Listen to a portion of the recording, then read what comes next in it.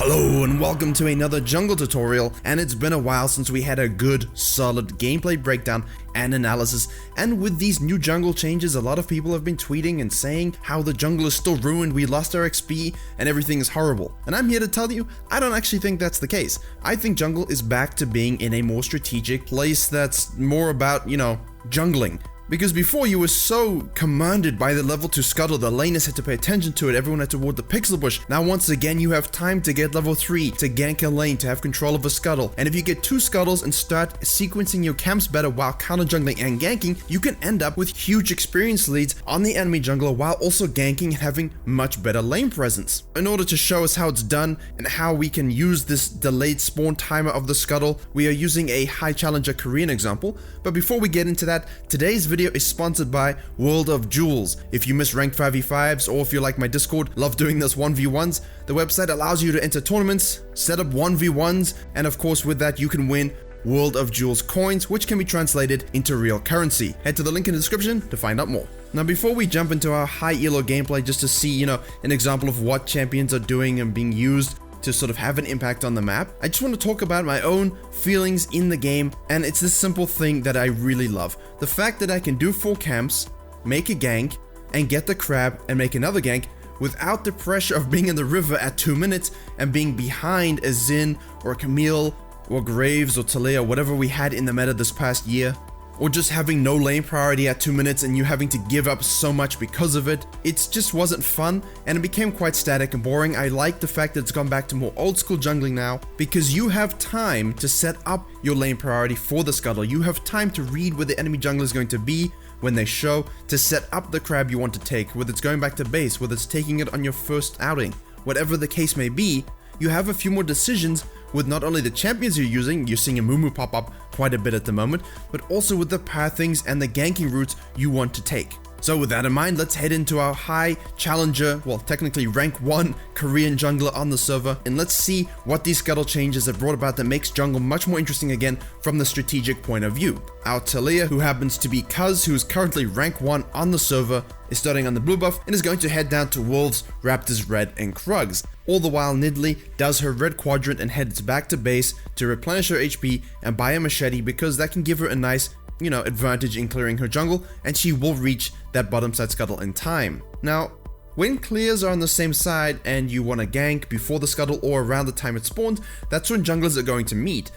With a lot of routes, as we just discussed in my previous video, you can actually mix it up a lot more now with the order of your camp clears to get ganks on opposite sides of the map, and predicting where the enemy jungler is going to be is more important than ever, because you don't have the guaranteed knowledge that most likely the enemy jungler is going to be around one of the Scuttles at 2 minutes, and so the location and the need to show before a certain period of time isn't as compulsory, and that's why this is so interesting. Now in this case, the Nidalee comes down from her buy. She wants to start that Scuttle crab before falling back into her blue side jungle, taking the auto objective before you fall back into what's safer, because if you delay it you might lose it.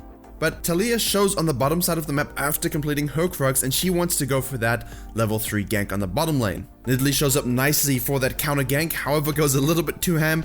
Both our junglers are able to pick up a kill, but Nidalee's aggression guarantees her that first blood, which is still a nice 100 gold lead over the enemy jungler. And now this is where things get interesting. Even if they hadn't had this interaction, you still have this concept of 2 Scuttles are spawning, and because remember they spawn a minute 15 later, the average experience level in the game means they should spawn at least at level 2.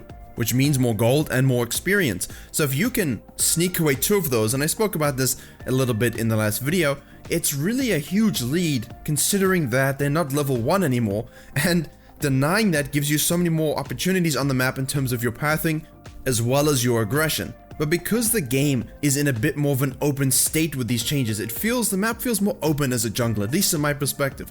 Watching replays and even playing, you feel like you can make more decisions that will impact lanes and impact the map, rather than just about where the enemy jungler is and how many crabs I'm not going to get because I don't have CC at level 2. So this situation shows how nice it can actually be. The Taliyah knows that the Nidalee didn't do her blue buff because of that gank. It would have shown up, only has the red, and that means the Nidalee will most likely upon respawning go down to a red, take the bottom side crab. Taliyah knows that Jace has double buffs now, the enemy Kai'Sa has a red buff as well, and so if she goes to that side of the map, considering she's taken all camps, Not only is there nothing to fall back on, she's most likely not going to have lane prio in that area. This means that topside Scuttle is hers to take, and because of this, heads to the top lane knowing that there's no chance she's going to be counter ganked, and is able to gank the enemy top laner under tower. Unfortunately, Camille dies. That's the nature of things. Now what happens is Nidalee has done her bottom side and is now moving up top lane to take the second spawn of her Raptors and Krugs.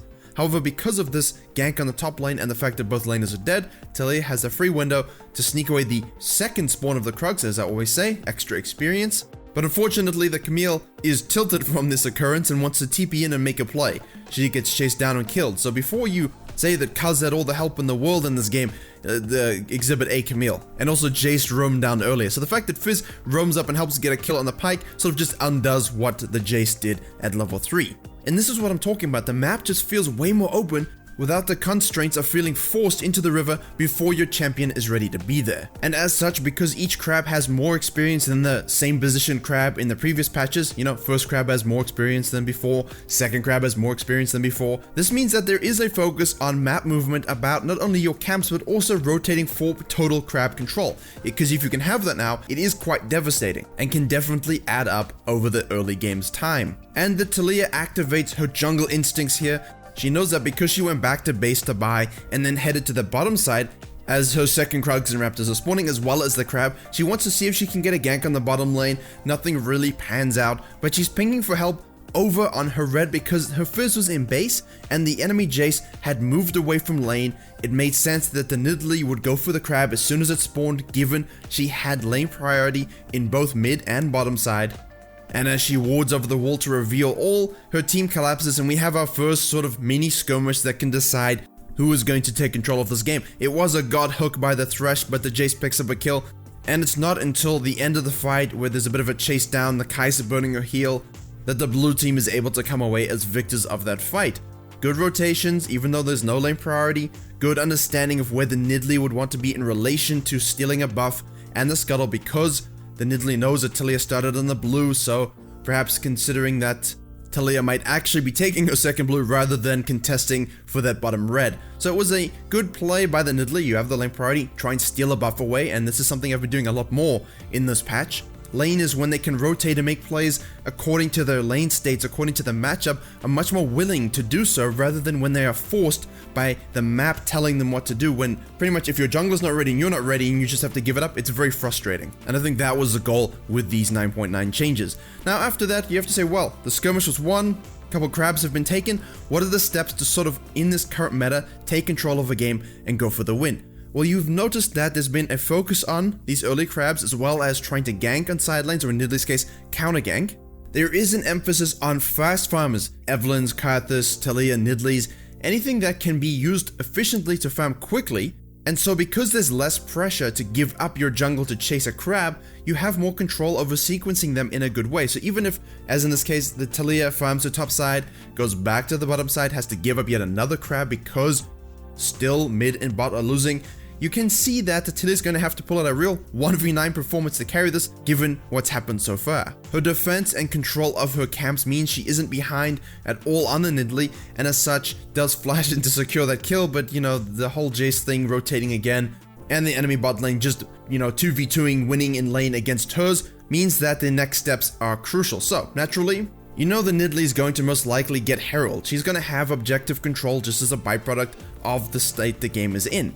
Means you need to have good lane impact, try and get tower platings before they expire, try and get a pick on an enemy and push towers to open the map up that gives you a bit more spacing for your vision. The vision is crucial in this new meta because you have to track the enemy jungler old school now. You have to control lanes if you want to have lane priority to get crabs. It's a lot more in your hands than it used to be. At least that's what I'm feeling. Some junglers might not feel that way, but here you have a nice carry game as an example. So even though they've been on the back foot as a team, she's had a nice gank on the top lane, she's had control of her camps, as well as presence in skirmishes around the bottom side. So given that Nidalee is on the Rift Herald at this time, people are forgetting about the Rift Herald? Don't. That thing is still very powerful. Use it to get your plates, secure it if you have the lead. It's a great closer. However, in this case, that gives Taliyah's team a nice usage of the time to get a gank on the bottom lane. Taliyah uses her ult to secure that second one, and they can go and grab that tower. At the same time, also securing a Drake. So as a jungler, once again,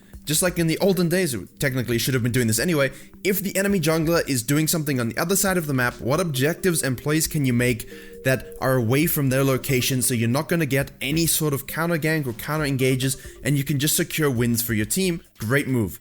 Now the Nidalee activates the Herald to help secure that first tower for the Jace, who had just solo killed the Fizz.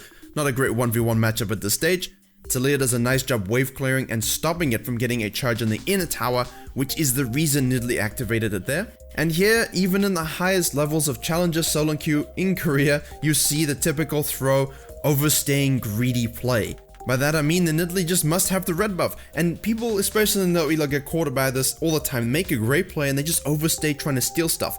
You know, it's okay to make a great play and then gold reset, you know, go back and spend the gold you got, not try and take more and then die and give them, in turn, the gold back. It's silly, it's just a trade. So, Thresh and Vayne make some nice hooks on the Nidalee, and after they push out that bottom lane and look for a potential pick in the enemy jungle, the Fizz and the Taliyah roaming together, they decide to head back to base and spend their gold they just got from shutdowns and tower gold. The Jace was pushing the top lane, and it would be quite risky to keep pushing without spending their gold given the Galio ultimate and the fact they didn't have total knowledge of where the enemy was. And I'm going to show you in a few minutes how you can make the enemy team surrender just because of your good map movement, your good camp sequencing, your good team fighting presence, and the fact that you secured objectives away from the enemy jungler even though it looked like you might have an overall deficit as a team. Because you have to understand your team comps, right? Eventually, Taliyah is going to outscale the Nidalee in that she can one-shot her. So, despite the fact that the Thresh gets caught in the mid lane and killed, and then someone else gets caught, and Camille gets chased down, and Taliyah dies, and everything looks hopeless, once again, the red team not in position for an objective take where Taliyah is. They secure Fire Dragon, she secures a Scuttle Crab, and here's why I like the Taliyah jungle on people who have good hands who understand positioning. It's much like playing a Zyra or a Brand, right? You need to have good positioning within fights, kiting in and out with your spells, having that spacing. Because your damage is so high, if you can stay alive, avoid deaths from CC or any form of engage, you can just continually dish out the damage. And if you've been good in that early to mid phase in terms of securing kills, securing camps, and keeping up on levels, your damage will reach those unnatural heights. And basically, look here, one-shots the Nidalee, combines to one-shot the Jace, and in a few seconds later, the enemy team says, you know what? Nope. They just want to fight in the mid lane to get that tower. We're being one-shot already. It's 21 minutes. This game is done. So, while Taliyah might not be the strongest jungler at the moment, same for Nidalee, the fact that the Scuttle changes have been delayed and pushed back gives them different clearing options, different lane impacts that they can choose, and if they want to avoid each other, it's very easy, if you do meet in that early phase, to see where they're going to be and react accordingly. However, if you do react in the same way, you know, say they both went to the bottom lane, and one of them comes out ahead with a kill and the other one dies, you might lose, if it's a Taliyah, you might lose your blue buff if you're the Nidalee, and both Scuttles, and that can be really bad considering she can then go and take your second Krog spawn. So, the level 3 phase, level 4 phase, keep looking to gank, to make a lane impact, keep looking to react to the enemy jungler's advantages on the map, because if you do nothing, you will fall behind quite quickly in this new 9.9 meta. Hopefully that little gameplay example just gives you an idea of what jungle is looking like at the moment.